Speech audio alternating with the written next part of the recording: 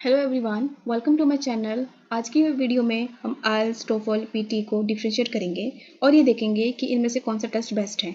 So basically ये video उन students के लिए दी बेस्ट है जो ये डिफरेंशिएट नहीं कर पा रहे हैं कि उनको कौन सा टेस्ट देना चाहिए, या फिर जिस कंट्री में वो जा रहे हैं उसके लिए कौन सा टेस्ट दी बेस्ट है।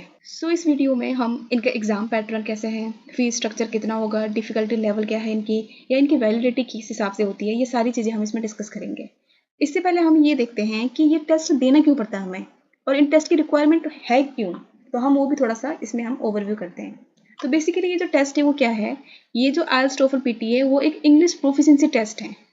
इंग्लिश प्रोफिशिएंसी टेस्ट का मतलब क्या है कि आपकी वो इंग्लिश के स्किल्स कैसे हैं, आप बोलने में कैसे हो, आप कितना सुन पाते हो, कैसे आप लिख पाते हो, वो सारी चीज़ें आपकी देखी जाती हैं।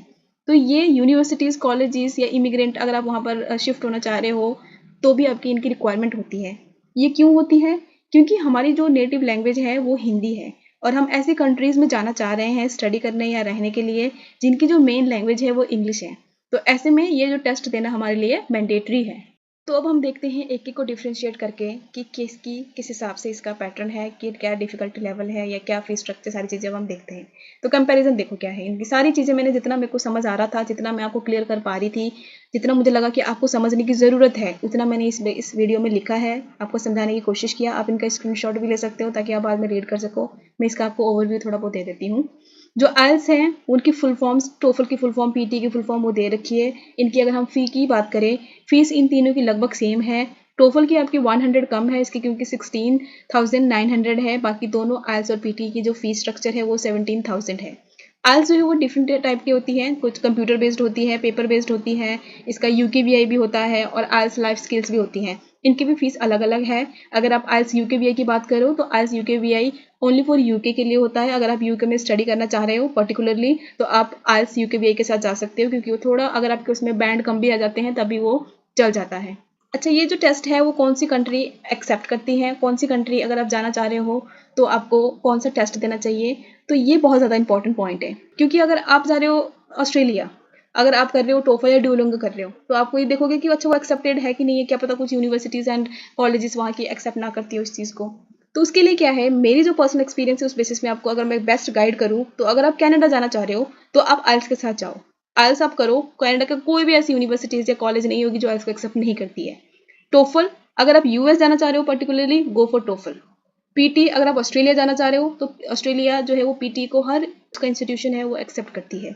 उसके अलावा अगर आप यूके, न्यूजीलैंड की बात करो, वहाँ पर आप टोफल भी कर लो, पीटी भी कर लो, आइल्स भी कर लो। वहाँ पर ऐसे कुछ नहीं मेजर कि आपको ये वाले एक्सेप्ट ही होगा ओनली, ऐसा कुछ नहीं है। वहाँ पर लगभग सारे ही हो जाते हैं। अच्छा, ऐसा नहीं है कि कनाडा में अगर सिर्फ आपको आइल्स एक्सेप्टेड है, ऐसा नहीं है। टोफल और पीटी भी एक्सेप्टेड है, सेम एज इट यूएस में भी। अगर आपका आइल्स कर रहे हो, पीटी कर रहे हो, ऐसा नहीं है कि वहाँ पर सिर्फ आपको टोफल एक्सेप्टेड है, ऐसा नहीं है। बाकी भी टेस्ट एक्सेप्टेबल हैं। बट अगर आप पर्टिकुलरली एक कंट्री के लिए हो कि हाँ पे मुझे कनाडा ही जाना है, तो आप आइल्स कर लो, क्योंकि वो हर एक इंस्टीट्यूशन में वहाँ पर एक्सेप्टेड होगा। वहीं पर अगर आप टोफल की बात करो, वो यूएस में कोई भी आपके इंस्टीट्यूशन में चले जाओ उसमें एक्सेप्ट होगा। पीटी का वही मैंने आपको बता दिया। अगर आपको कुछ नहीं समझ आ रहा कि मुझे कुछ समझ नहीं आ रहा मैं कौन सा करूँ, फिर भी इन तीनों में से कोई एक तो जाना ही जाना है मुझे, तो आप आइल्स के साथ चले जाओ।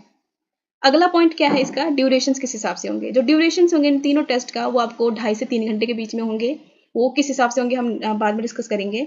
इन तीनों की जो वैलिडिटी है, स्कोर की वैलिडिटी है, वो 2 ईयर्स की होती है। जिस दिन आप टेस्ट देते हो उससे नेक्स्ट 2 ईयर्स जो है इसकी वैलिडिटी होती है। डिफिकल्टी लेवल सबका अपना अपना होता है, वो किस हिसाब से आप डिफिकल्ट मान रहे हो, किस हिसाब से आप आसान मान रहे हो, हम नीचे एग्जाम पैटर्न में आपको पता चल जाएगा। इसके जो सेक्शंस होते हैं वो 4 होते हैं, listening, reading, writing and speaking. Score range different है इनके। अगर हम आइल्स की बात करें तो उसके 1 से लेकर 9 बैंड के बीच में मिलते हैं। जो अच्छे आइल्स स्कोर्स हैं वो मानते हैं 6 से अबव वाले। वहीं पर अगर टोफल की बात करें उसमें 0 से 120 के बीच में होते हैं। और वहीं पीटी की बात करें, पीटी के 10 से 90 के बीच में मिलते हैं। तो टोफल की बात करें तो 70 से जो ज़्यादा स्कोर किया जिसने वो अच्छा माना जाता है। वहीं पर पीटी का जो है वो 60 से अबव अच्छा मानते हैं। जो प्रोसेसिंग टाइम है इनका आइल्स का स्लाइटली लॉन्गर है as compared to TOEFL and PTE. PTE का तो बिल्कुल 2 डेज़ के अंदर आ जाता है। टोफल 1 वीक लेती है, आइल्स जो है वो 13 डेज़ लेती है। जो आपका एग्ज़ाम फॉर्मेट है वो आइल्स का पेपर बेस्ड भी होता है और कंप्यूटर बेस्ड भी होता है। वहीं पर पीटी का और टोफल का कम्प्लीटली कंप्यूटर बेस्ड होता है। इनके मटेरियल आपको वाइडली मिल जाएंगे टेस्ट सेंटर में, जहाँ भी आप जिसे कर रहे हो वहाँ से आपको मिल जाएंगे। इसके अलावा आप ऑनलाइन भी इनको बाय कर सकते हो, कोई इशू नहीं होता। लोकेशन इसकी वाइडली है, आप कोई भी लोकेशन, अब हर एक सिटी में, हर एक आपके स्टेट में जो है वो बहुत सारे जो आपके टेस्ट सेंटर है, तो कोई इशू नहीं है। टेस्ट भी बहुत ही इजीली हो जाते हैं, लाइक आपको मंथली बहुत सारे डेट्स मिल जाती हैं, तो इसमें भी कोई दिक्कत नहीं है कि आपको टेस्ट की डेट्स नहीं मिल रही हैं। एग्जाम का पैटर्न देखते हैं हम कैसे होगा। अगर हम आइल्स की बात करें तो आइल्स में जो लिसनिंग में है वो 4 रिकॉर्डिंग्स होंगे जिसमें 40 क्वेश्चंस होंगे और 40 मिनट्स का ही टाइम मिलेगा आपको।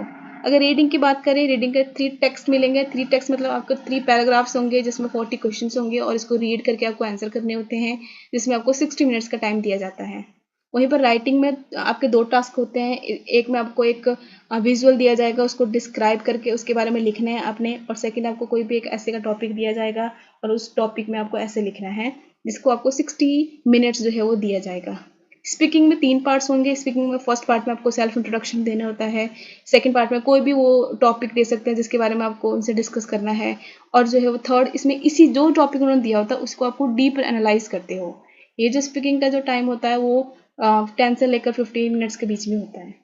टोफल की बात करें तो टोफल में जो रीडिंग है होती है वो 3 to 4 पैसेजेस का होता है।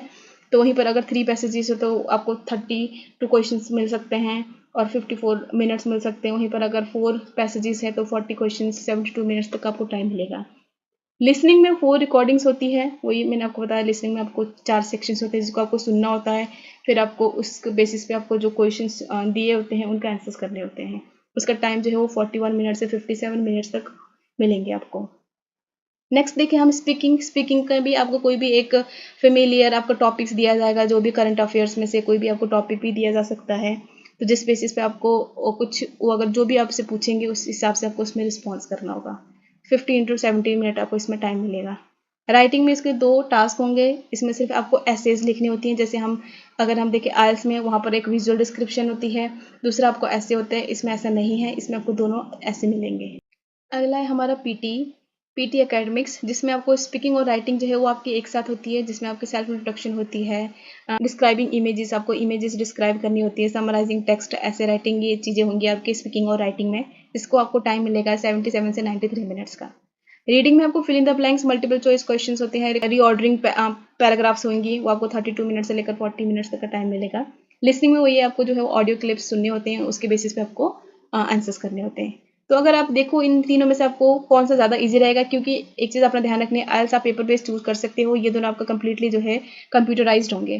तो ऐसे में आपको इन तीनों में से अगर आपकी जैसे इसमें ऐसे राइटिंग है या फिर जैसे 2-2 टास्क है, अगर आपकी कंप्यूटर की स्पीड अच्छी है तो आप टोफल के साथ जा सकते हो। बट अगर आपको ये कि नहीं मेरे को स्पीड वगैरह सही नहीं है तो आप आइल्स के साथ जाओ। वहीं पर पीटी का भी वही है, सारा जो है अगर आपको लग रहा है, अगर आपकी अच्छी पकड़ है कंप्यूटर में या आपको समझ आ रही है चीज़ें सुनते, मतलब आप कर पाओगे, उसको लिख पाओगे उस हिसाब से टाइप, तो आप आइल्स पीटी ऐसे टोफल पीटी में से कुछ भी करो। बट अगर आपको लग रहा है कि नहीं मेरी इतनी स्पीड वगैरह नहीं है और आपको क्योंकि जो स्पीकिंग पार्ट होते हैं वो आपको फेस टू फेस होती है आइल्स में, उसमें भी अगर आप कंफर्टेबल हो तो आप आइल्स के साथ जाओ। अगर आप उसमें कंफर्टेबल नहीं हो फिर आप इन दोनों में से कोई भी चूज़ करो। सो बहुत सारी चीज़ें हैं जिस वजह से आप अपना चूज़ कर सकते हो, किस में आप ज़्यादा कंफर्टेबल हो आप देखो। सबसे पहले ये देखो आप कंट्री कौन सा चूज़ करना चाह रहे हो। मैंने आपको बताया कौन सी कंट्री के लिए कौन सा टेस्ट दी बेस्ट है।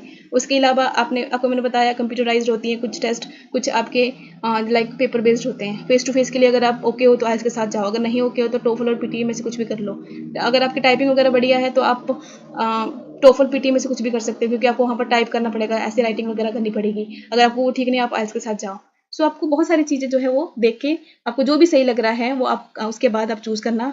इसके अलावा अगर आपको कोई और क्वेश्चंस है तो आप प्लीज़ कमेंट सेक्शन में ज़रूर पुट करना, सो दैट मैं आपको उसका आंसर कर सकूँ।